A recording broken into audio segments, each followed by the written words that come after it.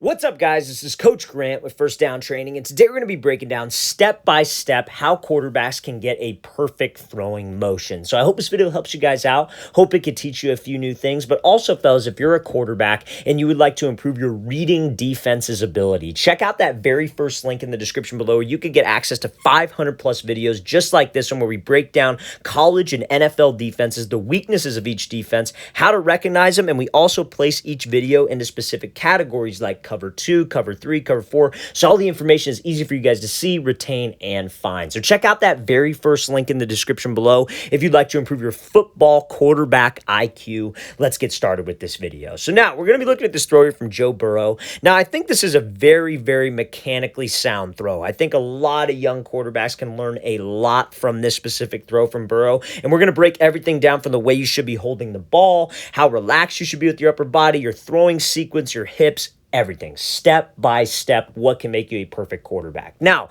I say that, but that's kind of just like a phrase just to say it. There's no such thing as a perfect throwing motion because every single quarterback is different. Everybody, every human on earth has a different body type, a different genetic makeup. So you're not going to throw the ball like Joe Burrow, and Joe Burrow is not going to throw the ball like you. There's everybody is different. The things that we're going to talk about in this video, guys, are things that every single quarterback can add to their own unique throwing motion to make them more efficient, okay? So the first thing I want to talk about is the ball carriage. So how many of you guys have been told the old school, hold the football up by the ear, have a high ball carriage so you can throw over the top? I was taught the exact same thing as a kid growing up. And fact of the matter is the game is changing, guys. There's not a single quarterback in the NFL today that holds the ball up by their ear, up on this shelf, the old school like Tedford method. They all hold this ball right here, somewhere around their right pec, middle of their chest. Some guys hold this thing a little bit lower like Patrick Mahomes, Kyler Murray, and it causes them to have a little bit longer of a release, but they have a lot of arm speed so they don't get in trouble with it.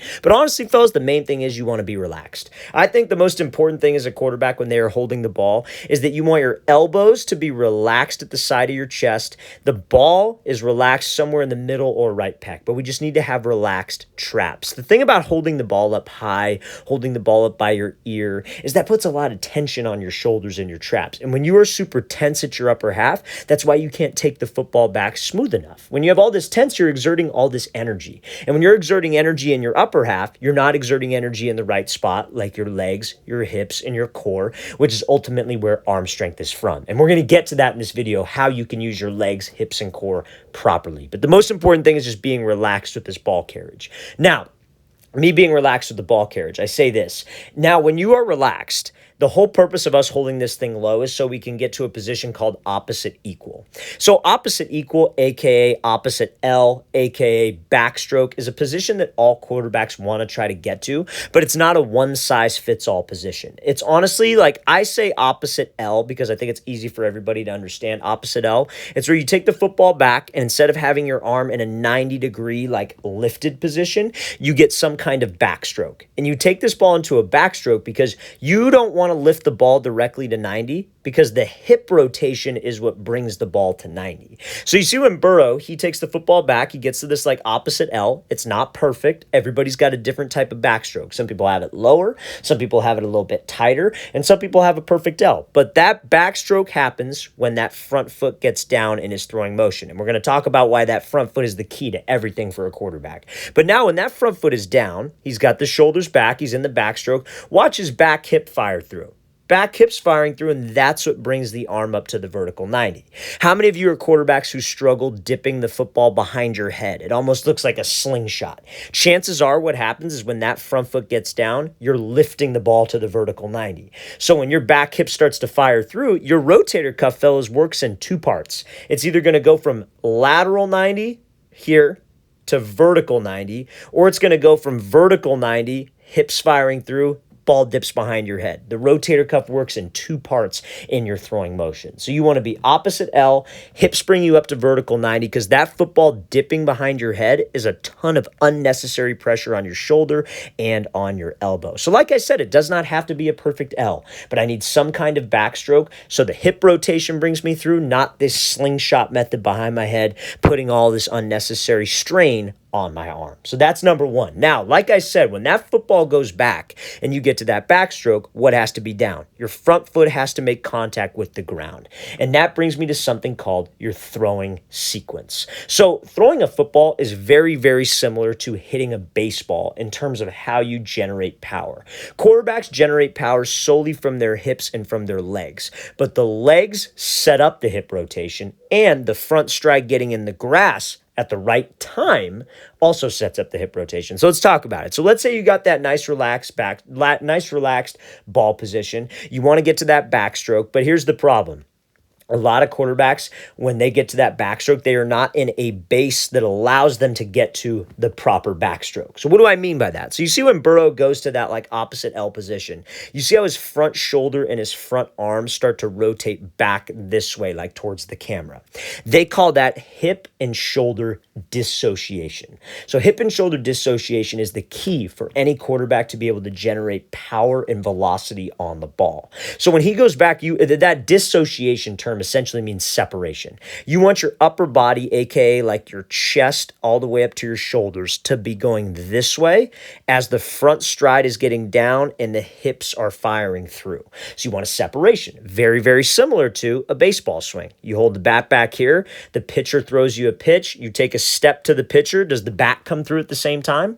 No, you keep the baseball bat back on your back shoulder and the back toe pivoting through, has the hip fire, and then the bat trails behind. Same thing in a throwing motion. You want your front hip, or your back hip, you want your back hip to be driving through before the elbow and before the shoulder and before the football. So reason why I bring up the base on this, the base allows quarterbacks to do that because when you have weight loaded onto your back leg, that allows you to rotate your shoulders back. You got to try it right now if you're a quarterback. Like you see how Burrow in his base, he's got like maybe about 65-70% of his weight loaded to his back leg. It's almost like he's shifted back here. His shoulder's not arced, but he's shifted back.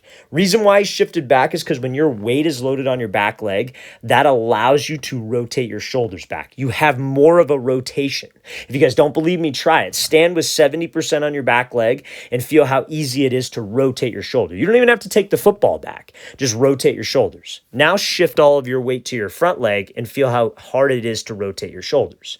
So a lot of quarterbacks, when they go to throw, they plant with their back foot, but their body weight is shifted forward, and that doesn't allow them to get this proper backstroke. They'll take the football back, but all their weight is essentially already onto their front side.